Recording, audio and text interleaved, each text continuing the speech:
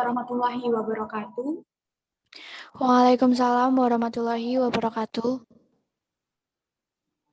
Kami dari kelompok 2 ingin mempresentasikan program vaksinasi di tengah pandemi dilihat dari sila kedua dan sila kelima.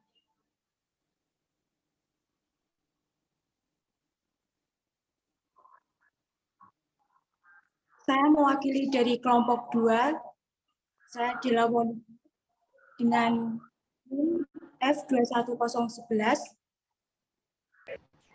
Kemudian ada Dara Putri Mahanani dengan NIM F21008. Dani Mawata dengan NIM F21009. Agustina dengan NIM F21010. Dela Putri dengan NIM F21012. Tri Anggraini dengan NIM F21013. Dewari Parahita dengan NIM F21014.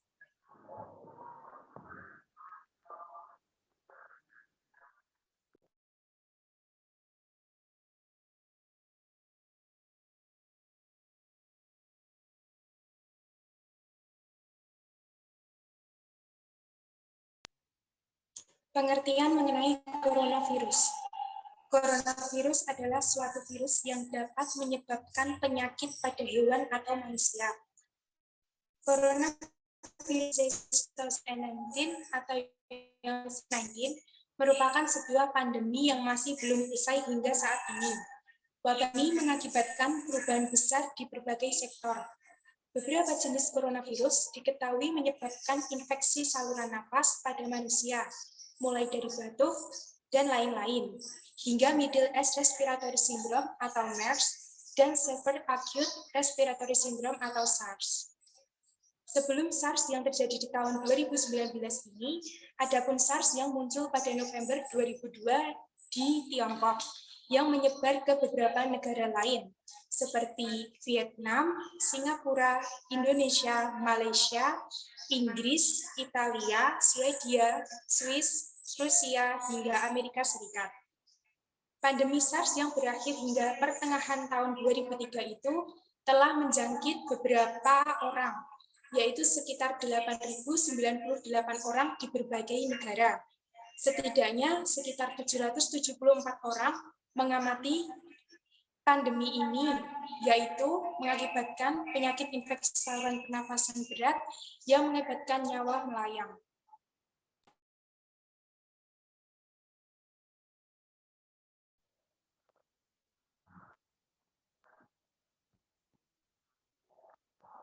Awal mula terjadinya konfirmasi kasus COVID-19 pertama di Indonesia diumumkan langsung oleh Presiden Joko Widodo didampingi Menteri Kesehatan Terawan Agus Putranto. Pengumuman dilakukan di Istana Kepresidenan Jakarta pada 2 Maret 2020. Kala itu Jokowi mengungkapkan ada 2 orang WNI yang terkonfirmasi positif COVID-19. Virus corona masuk Indonesia bermula dari pesta dansa kasus COVID-19 di Indonesia, diawali dari sebuah pesta dansa di Klub Paloma dan Amigos, Jakarta. Peserta acara tersebut bukan hanya warga negara Indonesia saja, tetapi juga multinasional, termasuk warga Jepang menetap di Malaysia. Nama Indonesia masuk ke dalam negara yang terjangkit virus corona. Presiden Joko Widodo mengumumkan virus corona Wuhan menjangkit 2 warga Indonesia, tempatnya di kota Depok, Jawa Barat. Kedua orang tersebut merupakan ibu berumur 64 tahun dan putrinya berumur 31 tahun yang sempat kontak dengan warga Jepang yang positif menghadap COVID-19. Warga Jepang tersebut baru terdeteksi COVID-19 di Malaysia setelah meninggal meninggalkan Indonesia dan sampai sekarang menyebar luas.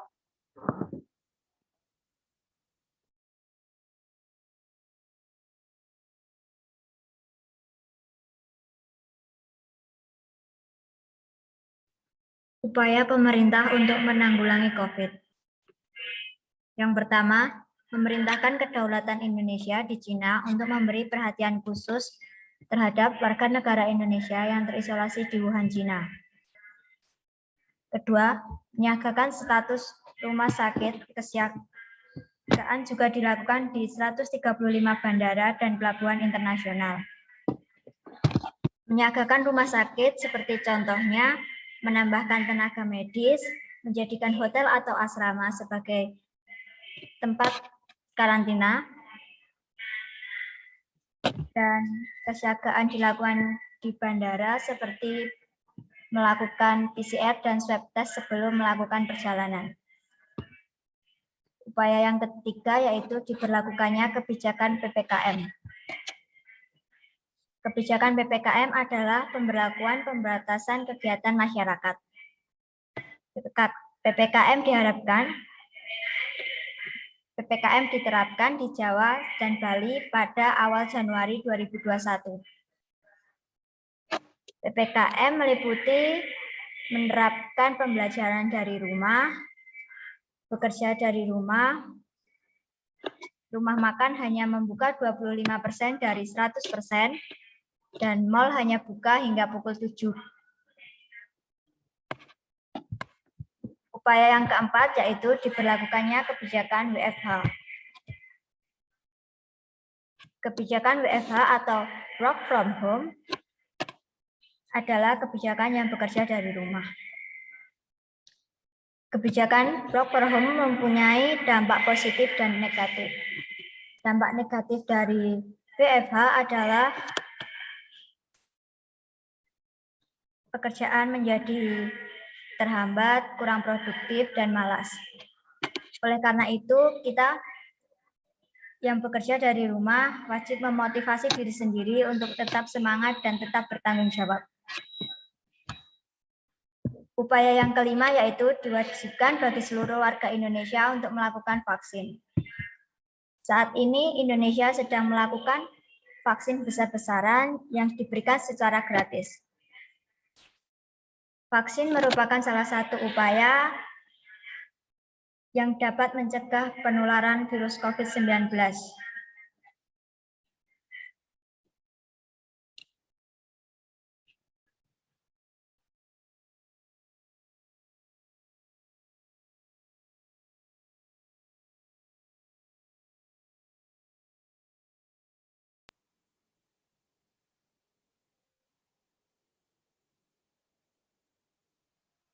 Kebijakan vaksinasi COVID. Yang pertama, pemberian vaksin merupakan upaya yang paling efektif untuk mengatasi pandemi COVID-19 yang masih berlangsung sampai saat ini.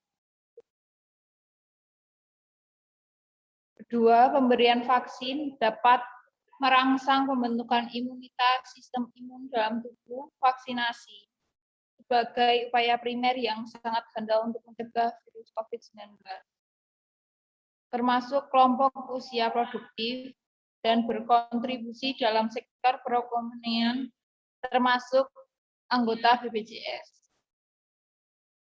Ketiga, kelompok yang menjadi prioritas vaksinasi COVID adalah tenaga kesehatan.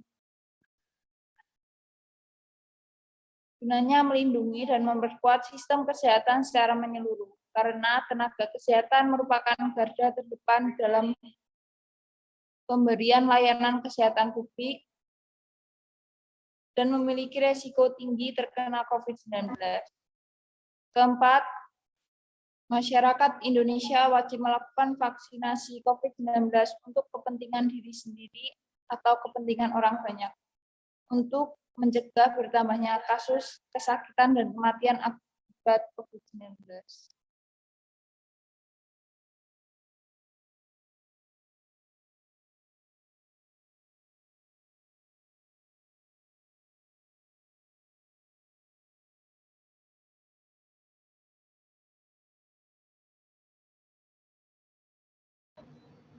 Pro-vaksin. Diadakannya kebijakan vaksinasi COVID terdapat beberapa tanggapan, ada yang pro dan ada juga yang kontra. Banyak masyarakat Indonesia yang setuju dengan diadakannya vaksinasi COVID karena vaksinasi COVID memiliki banyak manfaat antara lain, 1. Mencegah terkena atau mengalami gejala COVID-19.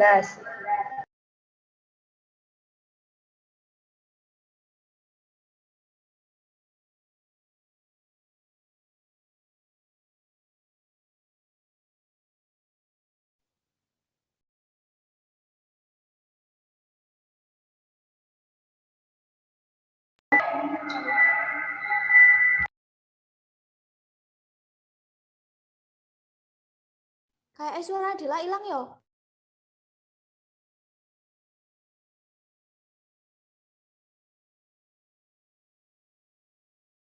Vaksinasi COVID terdapat beberapa tanggapan, ada yang pro dan ada juga yang kontra.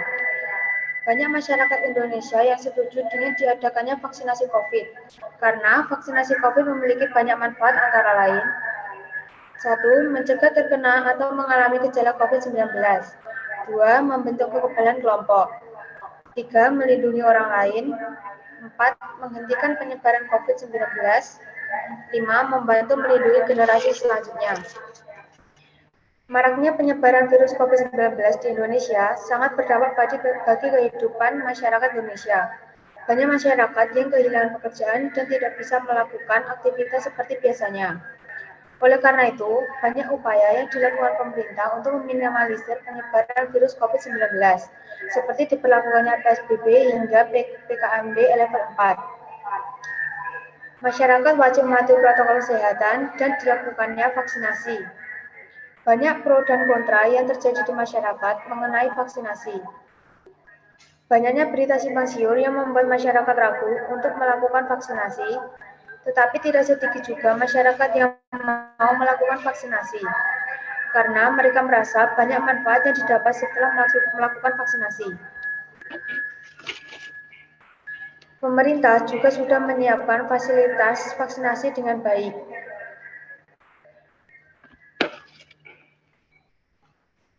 Banyak berita yang mengatakan dampak buruk setelah melakukan vaksinasi, tetapi banyak orang sudah membuktikan tidak mendapatkan dampak buruk setelah melakukan vaksinasi. Ada beberapa masyarakat yang tidak diizinkan melakukan vaksinasi karena mempunyai riwayat penyakit tertentu. Saya menyetujui diadakannya vaksinasi di Indonesia karena menurut saya dengan diadakannya vaksin penyebaran COVID di Indonesia sudah semakin menurun.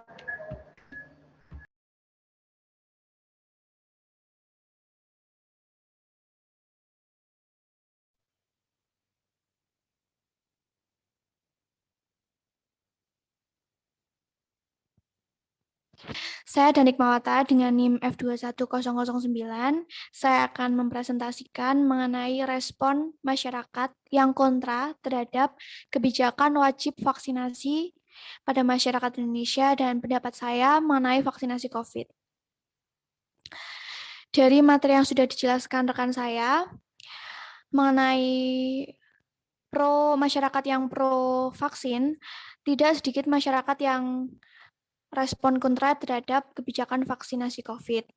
Padahal sudah jelas-jelas adanya vaksinasi COVID ini memberikan dampak yang positif, yaitu dengan memutuskan rantai penyebaran COVID di Indonesia yang jelas-jelas COVID-19 ini sangat berdampak buruk bagi kehidupan kita di segala aspek, sebagai contoh di aspek ekonomi. Pada aspek ekonomi seperti ditutupnya pasar. Padahal pasar itu sebagai pusat jual beli dan juga banyak masyarakat yang bergantung pada pasar. Seperti orang-orang berjualan di pasar, orang-orang mencari nafkah di pasar, dan masih banyak lagi.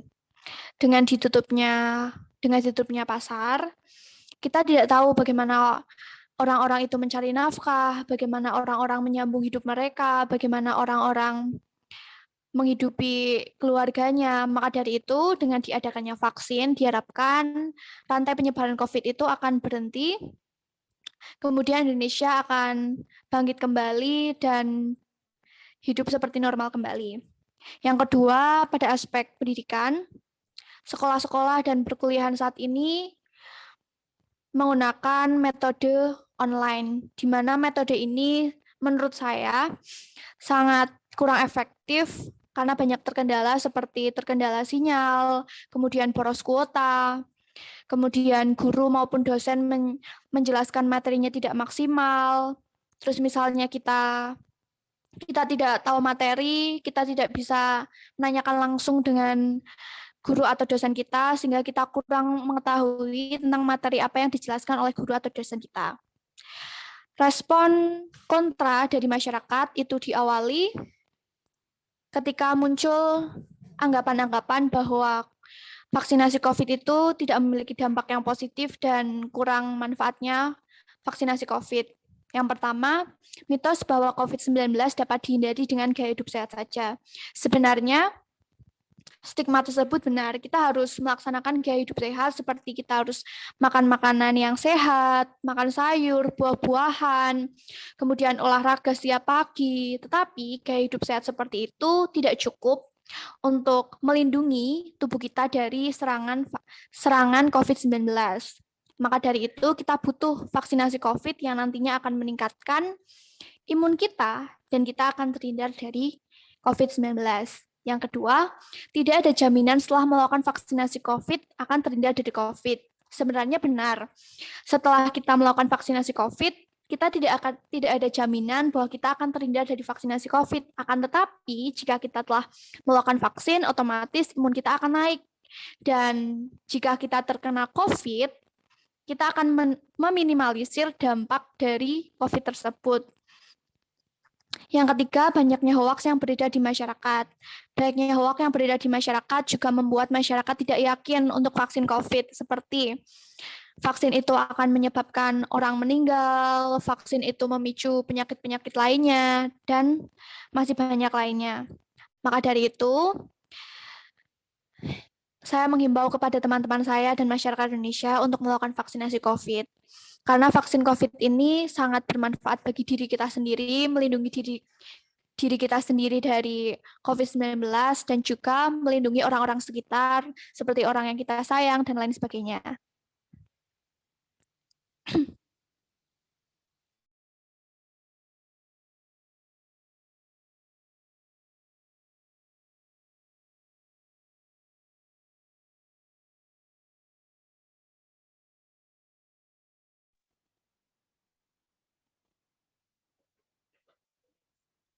Saya adalah Monica dengan NIM F21011.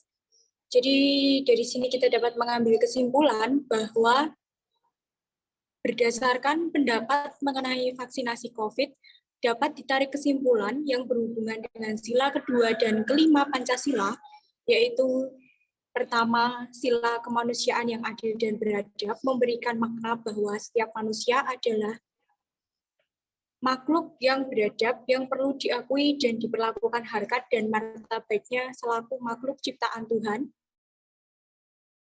Keadilan sosial bagi seluruh rakyat Indonesia. Dalam konteks ini diadakannya kebijakan pemberian vaksin kepada masyarakat yang adil dan merata. Jadi melalui kejadian pandemi corona ini, kita tersadarkan adanya sebuah relasi antara Tuhan Yang Maha Esa dan manusia, kemudian dengan alam semesta. Apa yang terjadi kini tidak lepas dari kehendak Tuhan Yang Maha Esa dan juga tidak terlepas dari kesalahan relasi manusia dengan alam yang tidak harmonis dan seimbang. Kemudian kita sebagai bangsa yang beragama tentunya dalam menyikapi pandemi corona ini perlu dilandasi dengan kecerdasan spiritual dan kecerdasan ekologis. Sila kedua yang berbunyi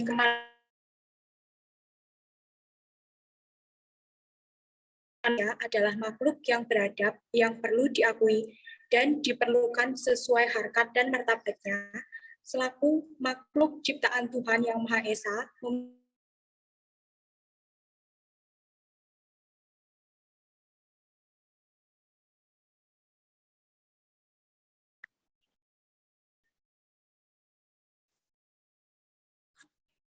setiap manusia dilengkapi dengan olah pikir rasa, karsa, dan cipta. Melalui hal itu, manusia membangun budaya, nilai-nilai, dan norma-norma yang dijadikan landasan untuk bersikap dan bertingkah laku di masyarakat. Munculnya pandemi COVID-19 menjadi sebuah permasalahan global. Virus ini membuat seluruh negara terdampak melakukan social distancing, bahkan melakukan lockdown demi memutus penyebaran virus. Pandemi ini memberikan sinyal kapan segera berakhir COVID-19, bukan hanya menjadi tantangan di Indonesia, melainkan juga seluruh dunia. Pemerintah Indonesia telah mengimbau kepada masyarakat untuk mengurangi kegiatan dari luar rumah untuk menekan jumlah korban yang terjangkit COVID-19 supaya tidak bertambah.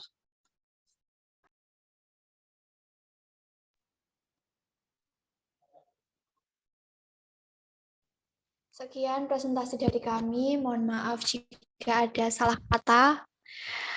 Wassalamualaikum warahmatullahi wabarakatuh.